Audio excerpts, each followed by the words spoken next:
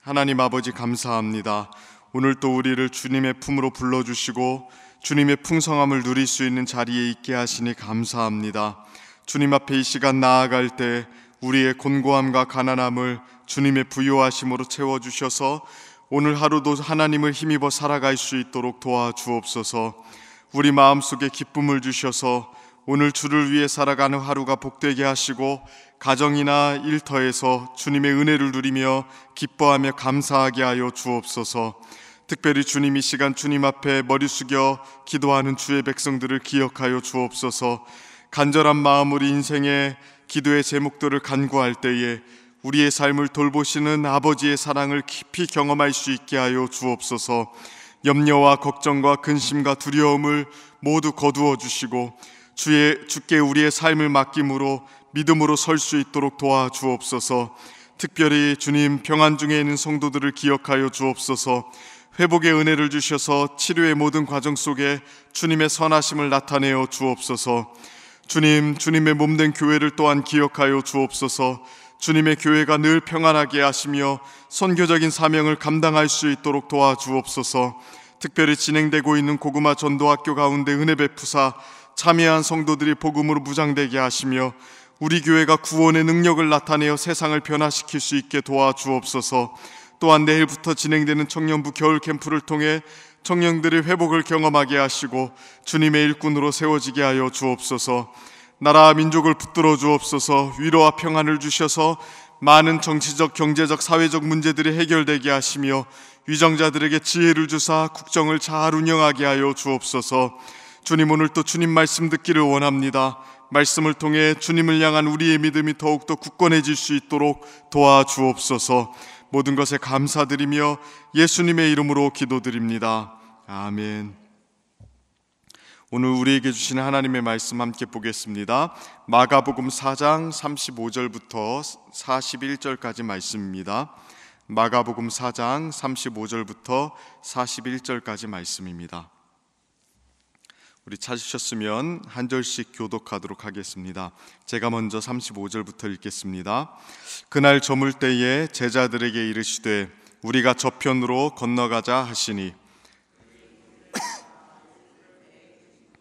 모시고 가매 다른 배들도 함께 하더니 큰 광풍이 일어나며 물결이 배에 부딪혀 들어와 배에 가득하게 되었더라. 예수께서는 고물에서 베개를 베고 주무시더니 제자들이 깨우며 이르되 선생님이여 우리가 죽게 된 것을 돌보지 아니하시나이까 하니 예수께서 깨어 바람을 꾸짖으시며 바다더러 이르시되 잠잠하라 고요하라 하시니 바람이 그치고 아주 잔잔하여 지더라. 이에 제자들에게 이르시되 어찌하여 이렇게 무서워하느냐 너희가 어찌 믿음이 없느냐 하시니 함께 읽습니다. 그들이 심히 두려워하여 서로 말하되 그가 누구이기에 바람과 바다도 순종하는가 하였더라. 아멘.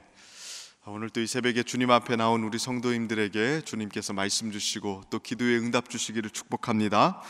오늘 본문은 하나님 나라에 대한 예수님의 가르침을 마치시고 나서 제자들과 예수님께서 바다 건너편으로 가기 위해서 배를 타고 이제 그 바다를 건너고 있었을 때 일어났던 일입니다.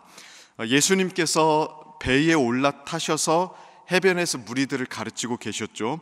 그렇기 때문에 배에 계신 그대로 예수님을 모시고 제자들이 건너편으로 가기 시작했습니다. 그때 어떤 일이 일어났습니까? 37절에 보면 이렇게 이야기하죠.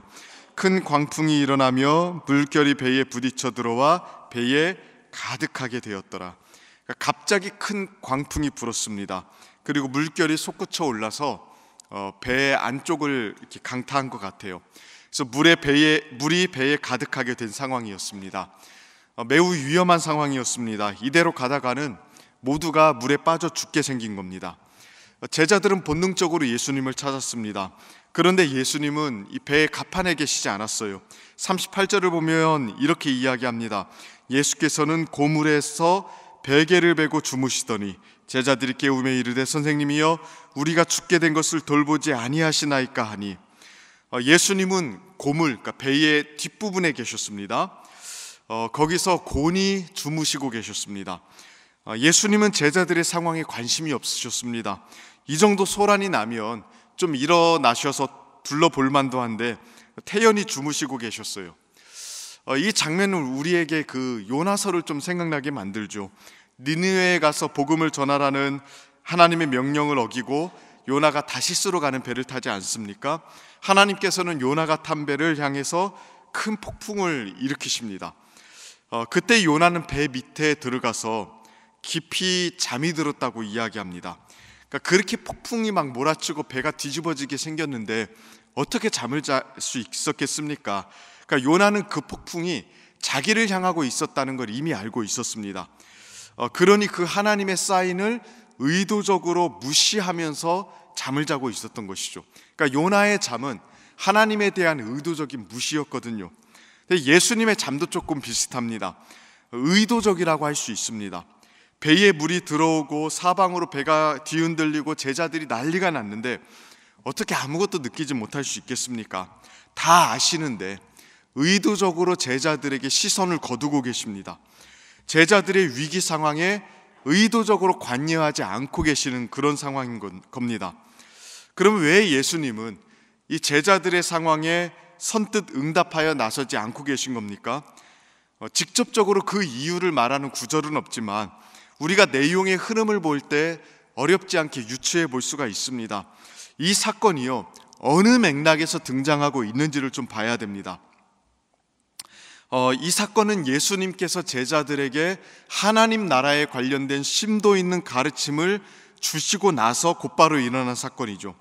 4장 1절부터 예수님은 무리들에게 하나님 나라에 대한 다양한 비유를 말씀하셨습니다.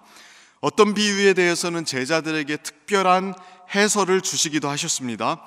그러니까 제자들은 그 어느 때보다도 심도 있는 가르침을 받은 겁니다.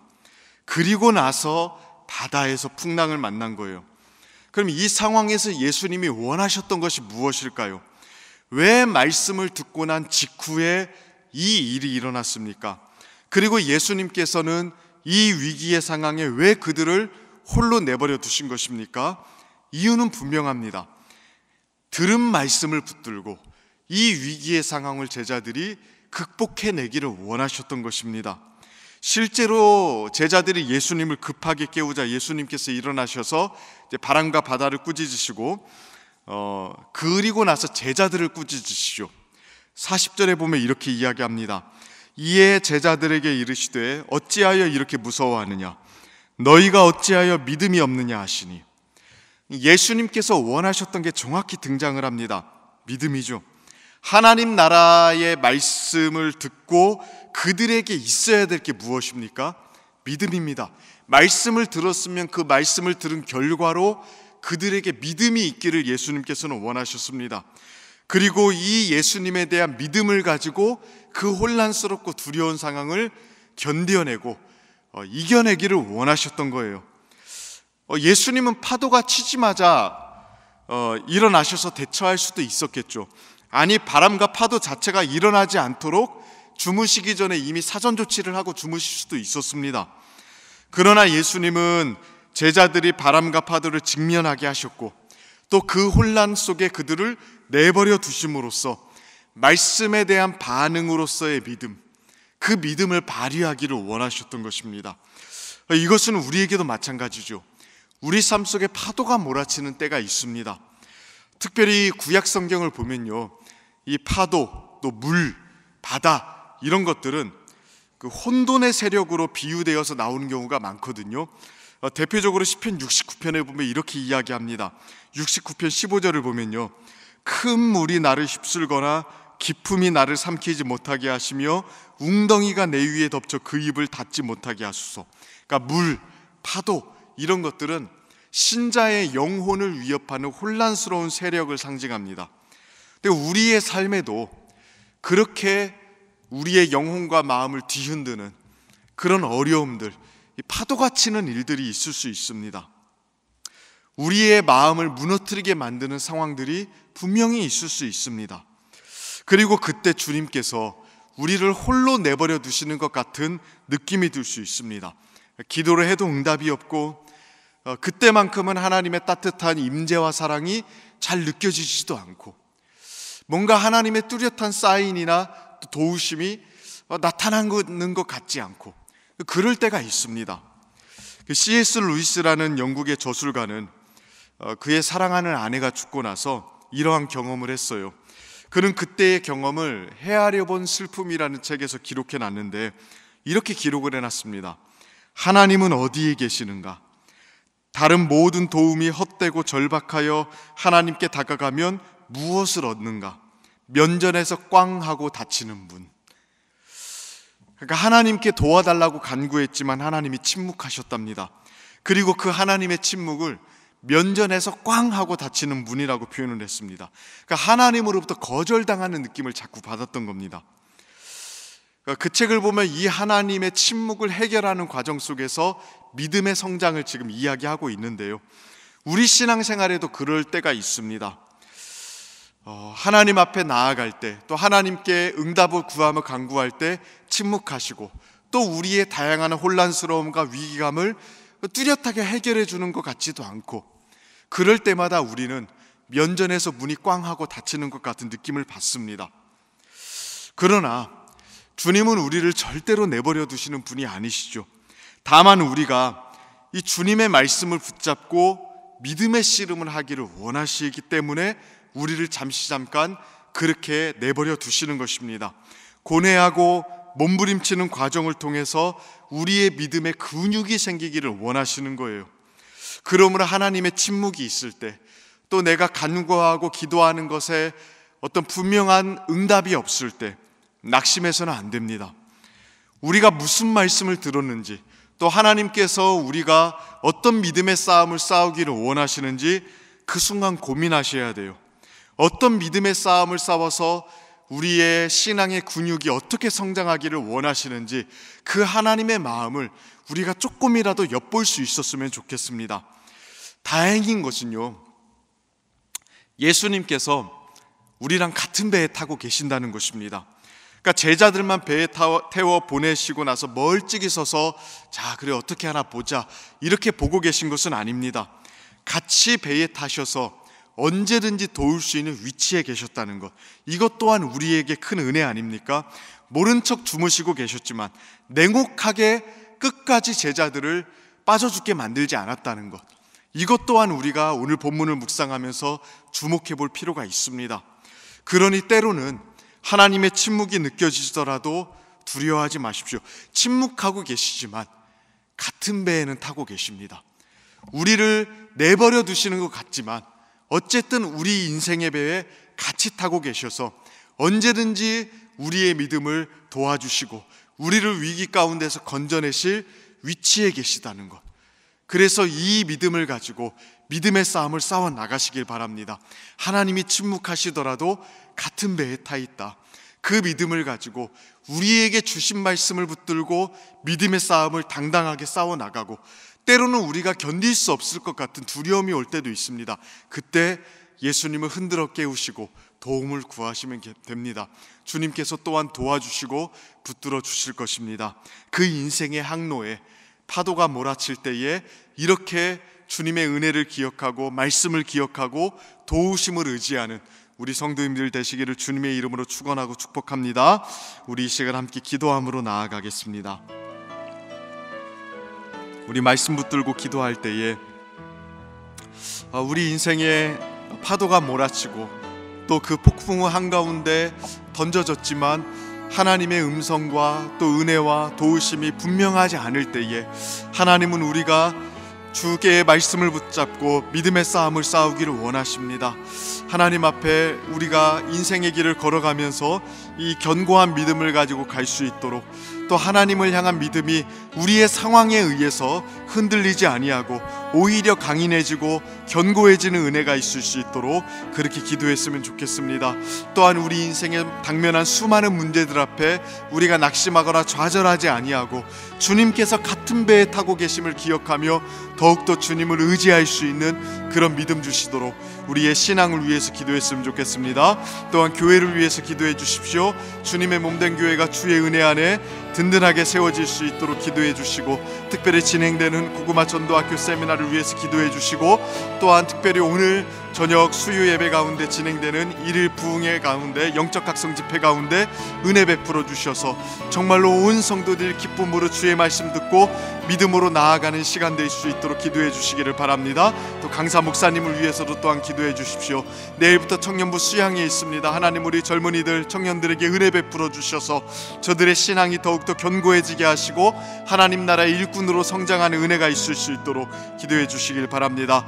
나라와 민족을 위해서 또한 기도해 주시고 한국 교회와 북한 땅을 위해서도 함께 같이 기도해 주시기를 바랍니다.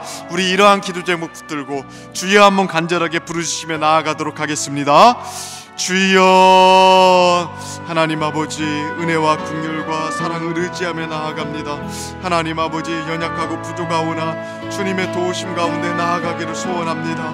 우리 인생의 파도가 몰아칠 때에 수많은 혼돈의 세력이 우리의 영혼을 뒤흔들고 우리의 마음을 주저앉게 만들고 또 하나님, 우리 인생의 두려움과 염려의 그늘을 하나님 만들어낼 때에 낙심하거나 좌절하지 아니하고 혼비백산하지 아니하고 오직 주를 바라보며 믿음의 싸움을 싸워나가는 우리가 되기를 원합니다. 말씀 주셨으니 그 말씀 붙들고 견고하게 세워져서 믿음의 신앙에 하나님 견고함을 터득하며 근육이 생기며 하나님 온전한 믿음의 싸움을 싸워나가는 우리가 될 수 있도록 주여 도와주시고 이끌어 주옵소서. 하나님의 응답이 없을지라도 낙심하지 아니하고 같은 배에 타고 계시는 그 주님을 신뢰하는 믿음으로 나아가게 하시고 또한 때로는 다급하여 주님을 찾을지라도 하나님, 우리의 문제를 해결해 주시고 우리를 버리지 아니하시는 주께서 계시다는 사실로 인하여 우리가 더욱더 든든한 심령을 가지고 나아갈 수 있도록 은혜 베풀어 주옵소서. 오늘도 하나님, 주님의 몸된 교회를 기억하여 주옵소서. 교회가 주의 은혜 안에 더욱더 견고히 서게 하시고 복음의 능력을 회복하는 교회 되게 하시고 구원하는 생명의 공동체가 될 수 있도록 은혜 베풀어 주옵소서. 무엇보다 하나님, 고구마 전도학교 세미나를 진행하고 있습니다. 은혜 베풀어 주시고 하나님, 참여하는 모든 성도들 복음으로 무장되고 구원의 감격을 회복하며 영혼 구원의 사명을 가슴속에 품고 나아가는 복된 시간 될 수 있도록 하나님 도와주시옵소서. 특별히 하나님 아버지, 오늘 진행된 일일 하나님 영적 각성 집회 가운데 은혜 베풀어 주셔서 하나님 아버지, 온 성도들이 주 앞에 나오게 하시고 은혜 받는 시간 되게 하시고 그 심중과 영혼이 바뀌고 변화되는 복된 시간 되게 하여 주옵소서. 청년부 하나님 겨울 캠프 가운데 은혜 베풀어 주시고 주님의 능력으로 하나님 붙들어 주셔서 이끌어 주시옵소서.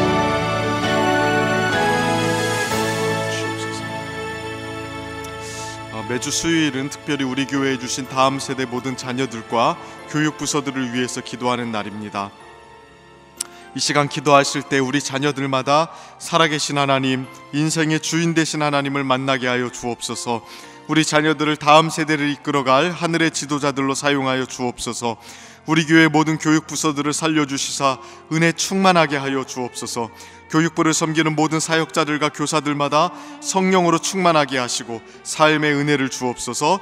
이러한 기도 제목들로 기도해 주시고 계속해서 담임 목사님을 위해서 기도해 주시고 함께 동역하시는 장로님들과 교역자들이 사랑으로 하나 되어 온 교회가 성령으로 충만한 가운데 부흥의 역사를 이루게 해달라고 기도해 주시기를 바랍니다. 다음 세대 자녀들과 교육부서들을 위해 합심으로 기도하신 후에는 자유롭게 기도하시면 되겠습니다. 이 시간 기도하실 때 먼저 저를 따라해 주시기를 바랍니다. 주여, 우리 자녀를 살려 주옵소서.